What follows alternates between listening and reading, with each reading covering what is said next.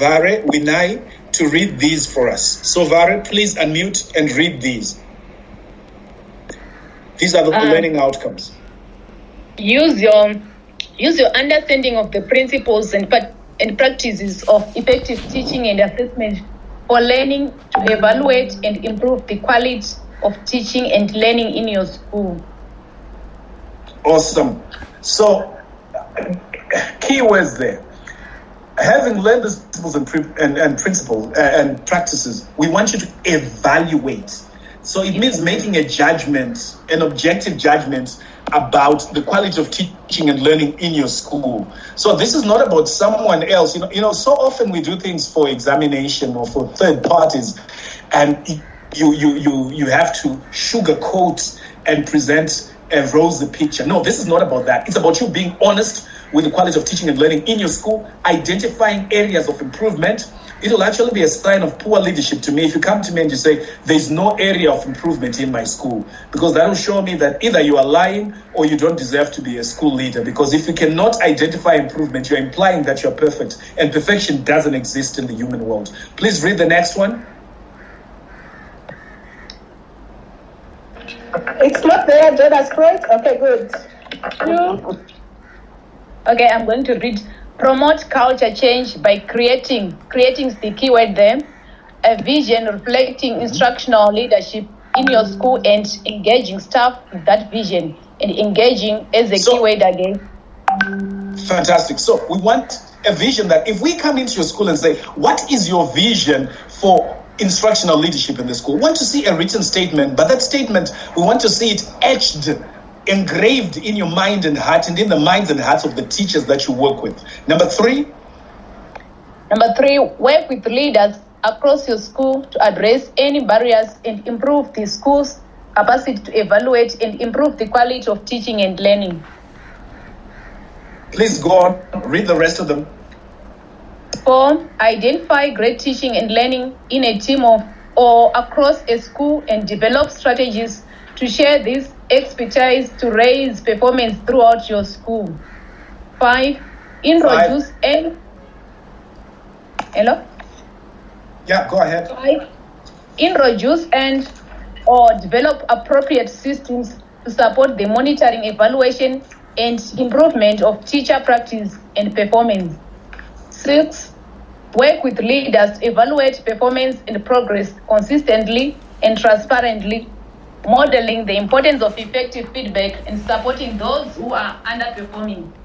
7, use your knowledge of education policy, trends, and research findings to initiate discussion and suggest changes that will benefit students. Great. At this point, I would like you to type for me in the chat a response, a one-sentence response to these learning outcomes. Anything from you. What is your response to these learning outcomes? This is free form, but I would like everyone to type for me just your response to these. Having heard that these are the learning outcomes, what is your response? What are your thoughts? So this is free form. I believe everyone on this call can think.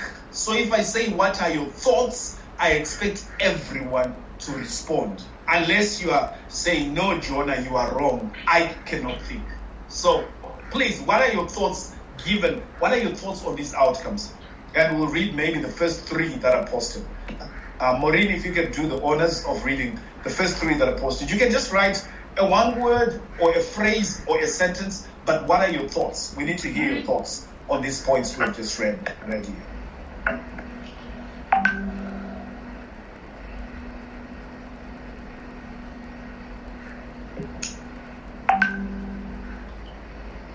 All right, Maureen, you can instruct me once something has been written. I'm running out of time, so let me move on. Nothing yet. Okay. I'm sure they're still typing. All right. Okay. So I'll come back to you. I'll stop and ask you to read what will be there. But for now, let's move on. So there's one. Please read it out. This will definitely lead to super school management. Awesome. Who sent that? Tendai Makombe. Tendai Makombe. Well done. That is Thank you for responding quickly. Thank you for having mastery on digital literacy and being able to show your dexterity by typing so quickly, so fast. And thank you for sharing something that is insightful and that makes us reflect. Anything else before I move on? There's one that... Yeah. If there's another one, please read it. It says outcome will produce effective learning. Effective learning. Thank you very much. Who was that? Outcome will produce effective learning from... and the person who wrote it, what? Can somebody read that name for me? I don't want to pronounce it wrong. I don't want to mispronounce it. Outcomes will produce effective learning. Petros Ibanda says, and Munyayazi also says quality education will definitely be achieved. And Petros Ibanda says there is going to be improvements in the way teaching and learning is going to take place. And then we have something from Farnwell, which says promotion of teamwork and mindset shift with a view to improve instruction and learning. Awesome. So those are the and there's another one now. Okay, we want to read that one. Thank you, Simba, but we want to read that one. I need to move in the interest of time. So for this module, module 1, we are looking at session 1, which is this session we are doing, instructional leadership. What is it and why is it important? I hope as we've gone through these slides, you're already beginning to get a picture in your own words, not a textbook definition, but in your own words, you're getting an understanding of what is instructional leadership and why it's important. Session 2, which will be after the forthcoming break, how do instructional leaders influence teaching and learning? And my colleague Maureen will take that. Session 3, which will be tomorrow with Dr. Gῖokõ, a vision for instructional leadership, how you can go and craft a vision in the school for instructional leadership. And then session 4, characteristics of effective teaching, that will come tomorrow once again. Right, so moving on. I'm not doing well with time, but I hope you are understanding at least the essence of what we're talking about, which is all about understanding what is instructional leadership and why it is important. So at this point, I would like you to write your expectations. Let me give you what we are expecting. We are expecting that by the end of this session, you will have understood the principles and practices of instructional leadership and its impact on continuous school improvement. You will know how to promote instructional leadership throughout the school by creating a vision and empowering staff to engage with that vision. You will understand how effective teaching impacts on students' outcomes. And you'll be able to identify characteristics of effective teaching, and you'll have identified changes to making your own leadership and in school, taking research evidence into account. So what I want you to do is, in the chat, once again, please type for us one expectation you have from this program. Everyone, please type for us one expectation you have. Everyone, please, I want you to type one expectation you have. If you are not typing, you are delaying us from taking our break. We are only 3 minutes from break time. I'm sorry, I'll probably go over the limit by 5 minutes because we started a bit late. But please type your expectation right now. We'll revisit that. If you're not able to type your expectation, well, write it down somewhere on a piece of paper. And I will call on a few people and just ask you to unmute and share with us your expectation, one expectation, right? So let me do that right now, because if I wait for typing, it will take too long. I want to ask people who haven't spoken yet since this session started. So let me start with my friend Nolbert. Nolbert Matenga, please unmute and share with us one expectation you have.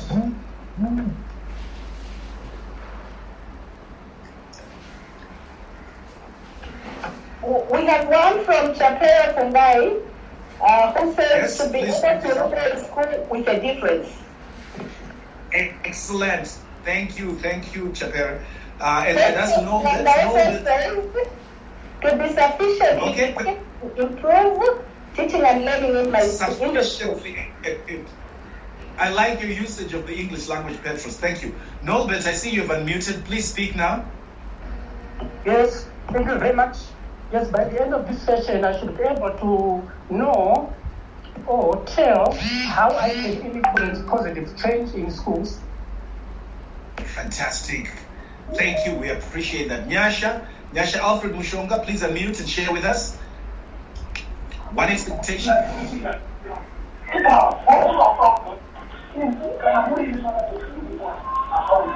Okay, Nolbert, you can mute now. Nolbert, please mute now. Nyasha Alfred Mushonga, please unmute and share with us. One expectation. Nyasha Alfred Mushonga. I'm thankful. My expectations are to enhance my leadership skills and how I can involve both learners to improve the learning and which can progress in my school. Okay. Thank you very much, Munyaradzi. Vurino Sara. That's Munyaradzi, am I right? Yeah, sure.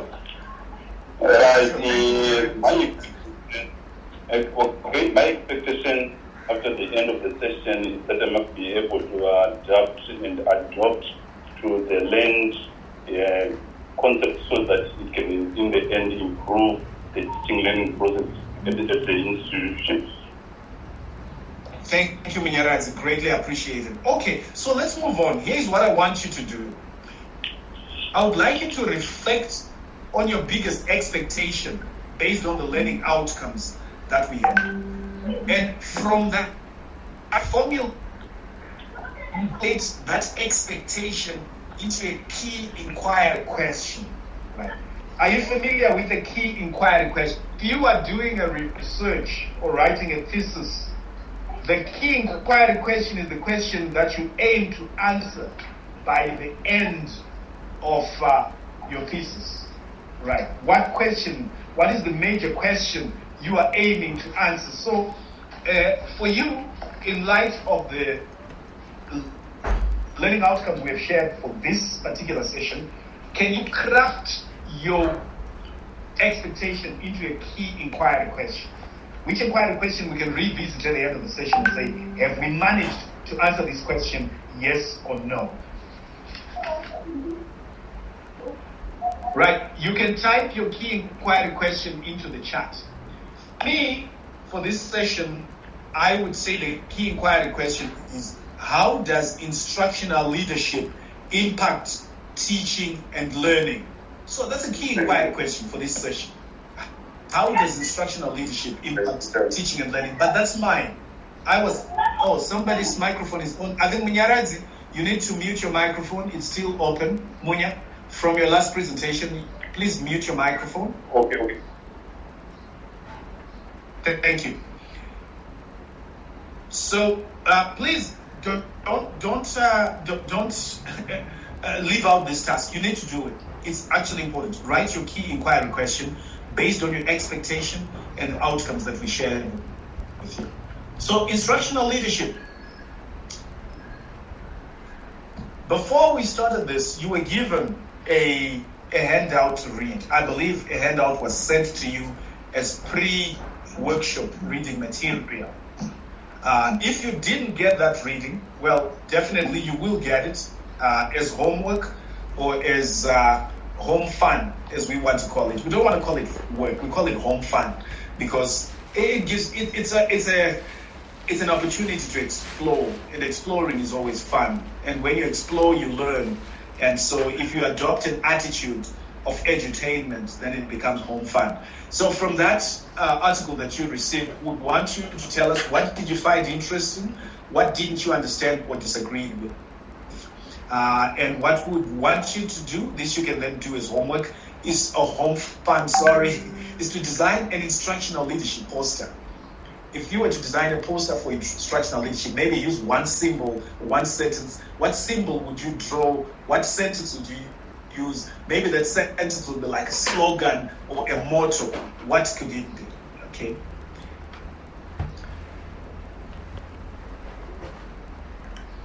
Right. School leadership.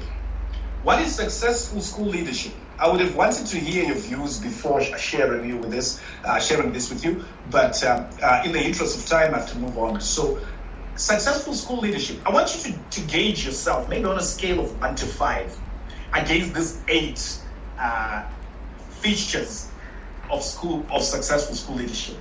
Successful school leaders define their values and vision, to raise expectations, set direction.